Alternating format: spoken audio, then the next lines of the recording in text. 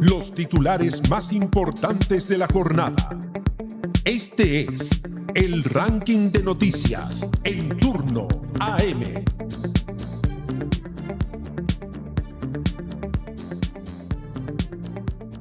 Nuevos testimonios judiciales ampliaron la polémica por las llamadas cuotas parlamentarias, mecanismo que habría permitido a legisladores apropiarse de parte de los sueldos de asesores pagados con recursos del Congreso. Tras la denominada cuota Flores, ahora surgieron antecedentes contra el exdiputado UDI, Juan Manuel Fuenzalida, y el senador independiente Miguel Ángel Calisto. En el caso Fuenzalida, una ex jefa de gabinete declaró que el diputado pedía devoluciones de sueldo siempre en efectivo y que al ver a la PDI habría ordenado destruir celulares en el baño. En paralelo, la asesora Carla Graf confesó que su contratación con Calisto solo fue de pantalla y que nunca realizó las labores por las que el Congreso pagó honorarios. Qué increíble, Camilo.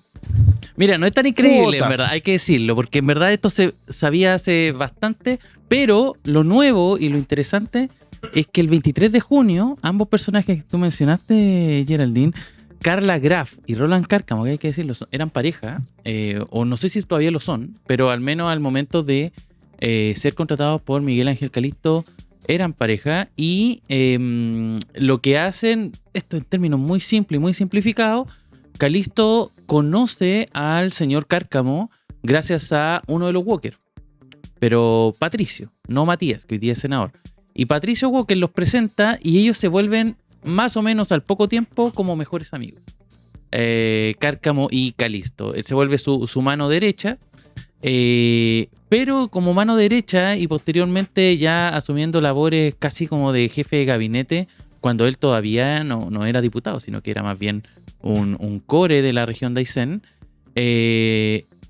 Buscan una forma para que llegue más plata, y esa forma que llegue más plata es contratando a la pareja, que en este caso es Carla Graf, y por eso ella dice que fue palo blanco. En el fondo su contratación era más bien para percibir recursos extras que, según su propio testimonio, eran para distintos fines, en general fines políticos. Mira, tengo acá las declaraciones, salieron ayer en La Tercera, pero en general después lo replicaron todos los medios porque todos accedieron a la carpeta investigativa. Para entender bien, esto es lo que dice Cárcamo en su declaración judicial, para entender bien lo que Carla Graf recibía del Congreso Nacional era solamente una forma de obtener recursos para Calisto, más lo que aportaba yo. Con todo esto se hacía como un fondo, como una especie de caja pagadora para como ya expliqué, el 70% eran para gastos del diputado y 30% para gastos de gestión política propiamente tal. ¿Qué son esos gastos de gestión política? Pago de los gastos de oficina, pago de gastos en terreno, cualquier tipo de gastos que tenía el parlamentario, desde un café, invitar a cenar, pagar alojamientos, compra de insumos deportivos, todo con un fin político. Es como un clientelismo político. Esto es su declaración judicial. Porque todas las personas que recibían ayuda votarían a futuro por el parlamentario. Ese era más o menos el marco. Calisto se había defendido en su declaración judicial diciendo que Carla Graf sí le había presentado informes. Pero lo que dice Cárcamo en su propia versión, y también lo ratifica Graf, es que esos informes se llenaban con actividades tipo, es decir, lo que hacíamos era hacer calzar lo que hacía Calisto de acuerdo a su agenda, y se ponían algunas frases en los informes relacionadas con esas actividades. Todo eso es fake, declaración judicial de Cárcamo. Es decir, todo era falso. Esas asesorías descritas en las obligaciones contractuales no las cumplió Carla Graf, ni yo, ni tampoco alguna otra persona. Básicamente se agarraban las mismas actividades que hacía Calisto y se ponían como si fuesen un informe preliminar que después se presentaba como prueba o como evidencia de que en el fondo se había realizado informes de esas características. Así que lo tiene muy complejo. Estas declaraciones fueron el 23 de junio, estamos hablando de aproximadamente 2 semanas atrás. Sí, más aproximadamente, o menos. Sí. Y ya con eso se procede a la formalización, pero primero hay que hacer un salto previo, que es el desafuero del hoy senador Calisto. Él ya había sido desaforado como diputado, y como senador pasó algo bien curioso, porque Calisto, él estaba siendo procesado en Aysén, por la Corte de Apelaciones de Aysén. Y hoy día probablemente muchos se levantaron o lo vieron anoche, ya pasada las 10 de la noche, la información de que Calisto va a ser finalmente formalizado el viernes. Va a ser tramitada su solicitud de desafuero el viernes. Pero no va a ser en Aysén, va a ser en Puerto Montt. Entonces decía, ¿por qué Puerto Montt? ¿Qué tiene que ver ¿Por Puerto qué Montt en acá? Puerto Montt? Y el tema es que en general los ministros que están en la corte de Aysén dijeron, bueno, nosotros ya desaforamos a este caballero cuando era diputado y ahora que es senador nos declaramos, ¿cómo se llama cuando incompatibles? ¿Incompetentes? Se inhabilitan, eso es. Mm. Se inhabilitan para tomar la decisión de fallar en esto. Entonces, por eso demoró tanto. Por eso no fue tan inmediato que, bueno, fue desaforado como diputado, más o menos rápido, debía ser desaforado, casi por la misma razón. Y sin estas declaraciones que tuvimos hace 2 semanas, ya había sido desaforado como diputado. Pero todo esto se empezó a ralentizar justamente porque los ministros se estaban inhabilitando para tomar una decisión de estas características y por eso se traslada todo esto a Puerto Montt y en todo ese traslado toma tiempo que ya se empieza a agotar y el viernes podría ser desaforado de sus funciones. Eso es lo que está pasando ahora. Hay muchas versiones dando vueltas. En la mañana escuchaba en radio que incluso podría alargarse, extenderse hasta la Corte Suprema. La defensa está enarbolando una estrategia para no sacar a Calisto del Senado. ¿Y por qué es tan importante mantener a Calisto en el Senado? Bueno, para el oficialismo es muy importante porque justamente existe y existió en la última votación de la mega reforma un triunfo del oficialismo de 26 votos. Ellos tuvieron 26 votos. Ese voto 26 fue Calisto. Con el 25 de vuelta, vuelve el empate en el Senado, en la Cámara Alta. Y esto trae una bola de nieve porque ahora se empieza a debatir la mega reforma en particular. Y en particular, que es algo que vamos a tocar en el 1 del ranking, pero en términos muy simples, hay varios puntos que están ahí en conversación, en tabla, que son polémicos y que la oposición con una pequeña maniobra podría empujarlo a que finalmente sean rechazados y Quirós se quede con las manos vacías.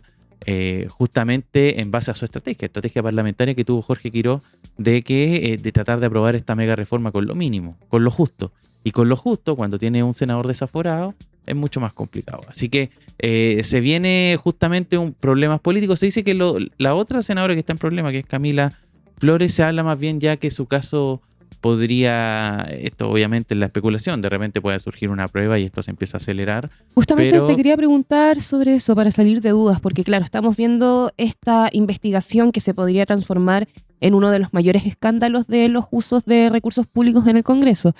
Y acá, claro, ya conocemos la cuota Flores de Camila Flores, la senadora, y yo me pregunto qué falta para que la desafueren o para que la inhabiliten de sus funciones. No, lo que pasa es que lo de Camila Flores está mucho más atrás en el proceso investigativo. ¿Ya?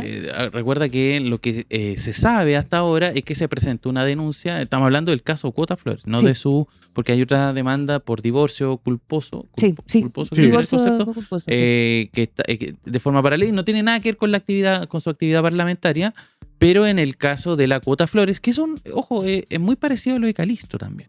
Esto de utilizar a sus, digamos, contratados, personas, funcionarios que pasan a ser del Congreso para fines particulares propios, políticos o personales, derechamente.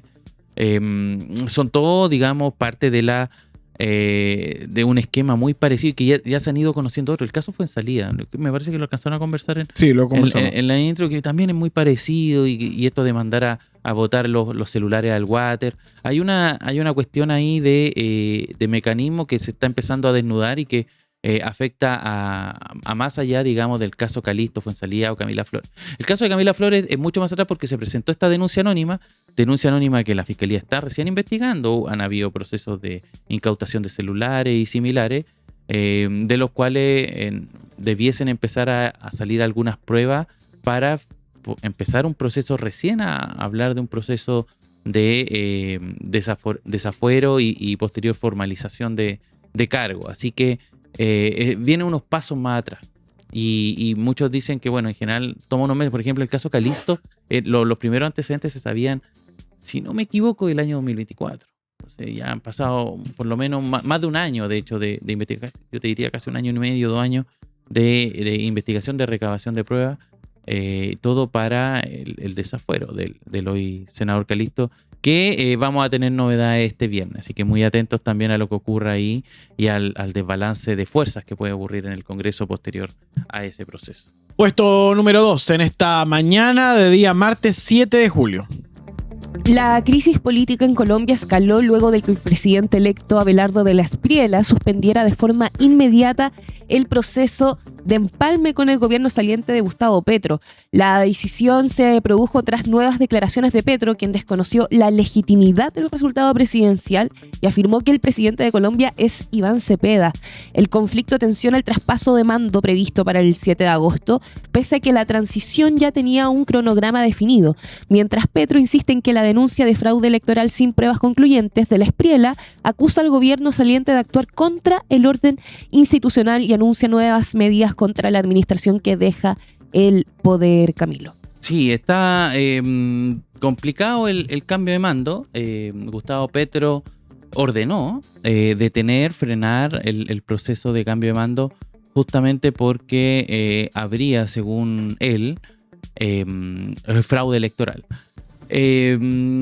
La tesis de Petro es que hay se está digitando desde Estados Unidos la alteración de los resultados electorales. Él habla de una IP de Los Ángeles, California, que habría alterado, supuestamente alterado, un servidor que tenía los resultados electorales del último proceso electoral, que recordemos de la Espriella, el candidato de la extrema derecha en Colombia, derrotó a Iván Cepeda, que era, digamos, su sucesor, su delfín, quien iba a darle continuidad al pacto histórico, que es el pacto justamente que respalda a Gustavo Petro y lo respaldó en la última elección, en la anterior a cuando él sale electo presidente. El tema es que él apunta directamente a los hermanos Bautista. Ese lo da con nombre y apellido. Y justamente serían ellos quienes están. Ahora, hay varios artículos, porque esta no es una tesis reciente de Petro, sino que las viene articulando más o menos hace un mes. El diario El País sacó hace algunos, yo te diría casi un mes exacto atrás, un artículo en donde acusaba a Petro de confundir los resultados electorales en el exterior, del voto colombiano en el exterior, con otro tipo de reportes que estaban realizando. Esto, al parecer, tenían mucho más que ver con una suerte de encuesta, trabajo digital de búsqueda de sondeo o de como algo así, como este esquema de a boca de urna que ocupan algunos países, algo más o menos similar a aquello.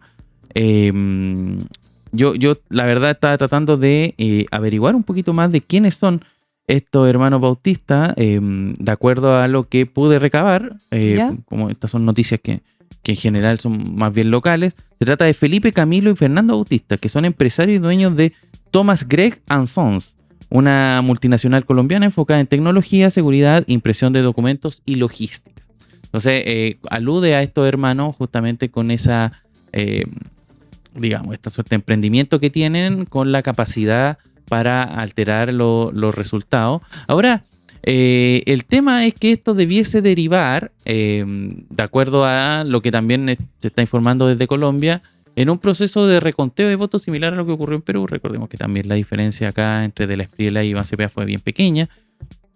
No son tantos votos. El tema es que la alteración del voto colombiano en el exterior apenas rozaría los resultados. O sea, tú puedes cambiar mesas completas, las mesas que se votaron los colombianos en Estados Unidos, y aún así no cambiaría el resultado general, que es el triunfo de la Espriella. Así que hay mucha resonancia. Hay que evidentemente esperar a que digan el órgano electoral oficial de electorales colombiano. Alguna de las cosas que también pude recoger de quiénes son estos hermanos Bautista: ellos estuvieron en el negocio de los pasaportes, digamos, en la impresión y sacada de pasaportes, y eso mismo se le ha acusado de la manipulación de bases de datos y similares, justamente porque en su momento estaban, no digo como pasaportes falsificados, sino como pasaportes legales, estaban en ese negocio, en ese mercado. Y eso le permitió acceder a una serie de bases de datos. Entonces, las pruebas de Petro apuntan más bien, tiendo a pensar, a una suerte de especulación en base a estos hechos, pero sin pruebas concretas de que se hayan alterado.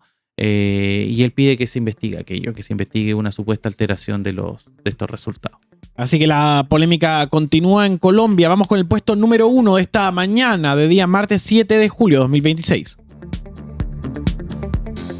La oposición llegó dividida a la etapa decisiva de la mega reforma luego de que el senador Juan Luis Castro anunciara que acudirán al Tribunal Constitucional por la invariabilidad tributaria y otros puntos del proyecto. Lo que inicialmente pareció una ofensiva transversal derivó en tensiones internas, especialmente dentro del Partido Socialista, donde la presidenta Paulina Bodanovich aclaró que la decisión aún no está tomada.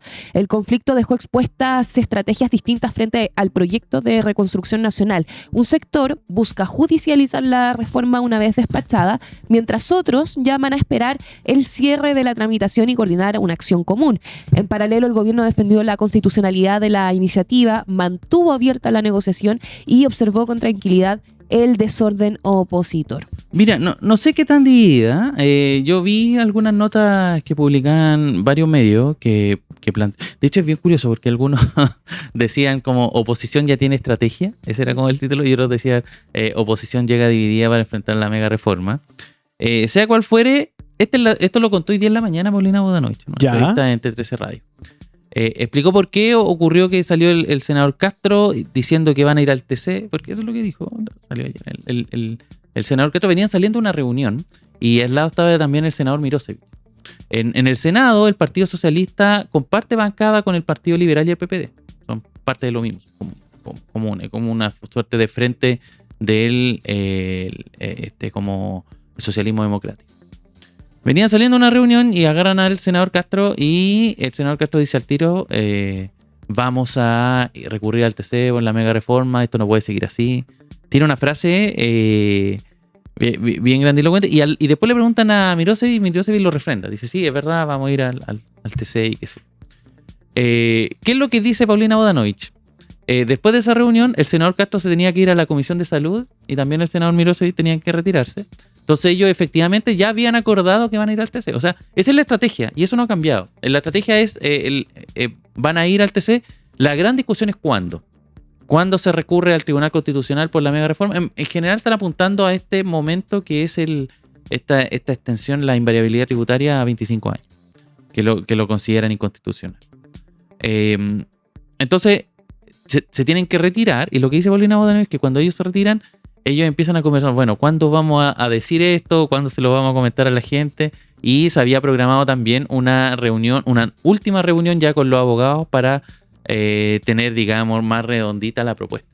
Y esto lo iban a comunicar el jueves con todos los senadores y toda la bancada, como decisión de bancada.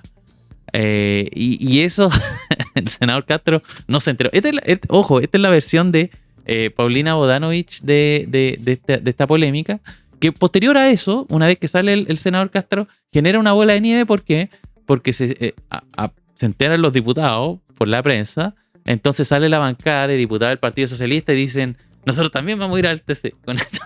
Sí, y después, pues de esto emitieron un comunicado. Sí, es bien generó alta alteración. Después salió también el diputado Raúl Soto, del PPD, presidente del PPD, y dice que todo esto es un despelote, que todos están yendo por su lado, que por un lado dicen que tiene que haber unidad y después otros dicen se salen con la suya y se quieren llevar, digamos, la pelota para la casa.